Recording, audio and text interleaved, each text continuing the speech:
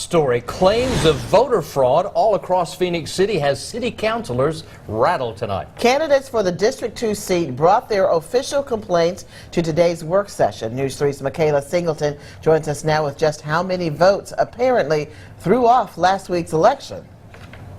Well, I actually have in front of me, it's the official complaint put together by the Phenix City clerk. Now, inside at least 32 names of voters who registered in District 2, even though some live as far away as Auburn.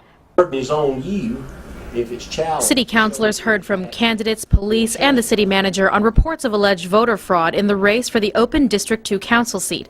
Police Chief Ray Smith says his investigation revealed dozens of voters incorrectly registered at business addresses. The Alabama Secretary of State says the law is clear. You can only vote in the place you call home. It's the place where you lay your head.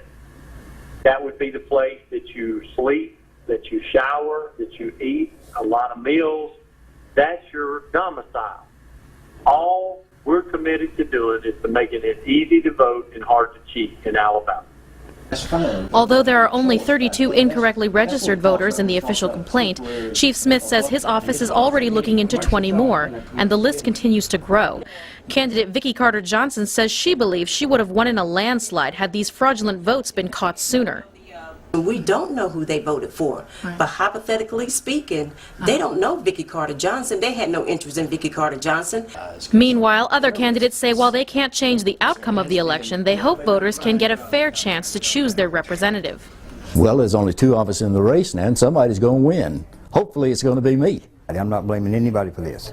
These are the folks who own the businesses, and they allowed people to use it as their residence. And I think that was wrong.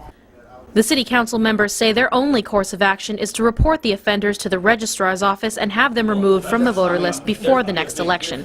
If the registrar does not respond in time, the investigation will be handed over to the Alabama Secretary of State. You could do it. I mean, All right, Michaela joins us now with more perspective on this story. What else did the Secretary of State have to say about this?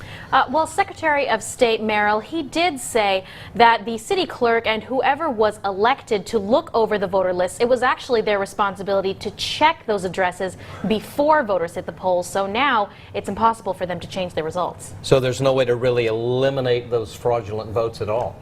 Unfortunately not. That is because once the ballots are cast, they are completely secret. So we don't even know who those people voted for, so we can't take them out. All they can do is really try to clear up the false addresses before the runoff on December 19th.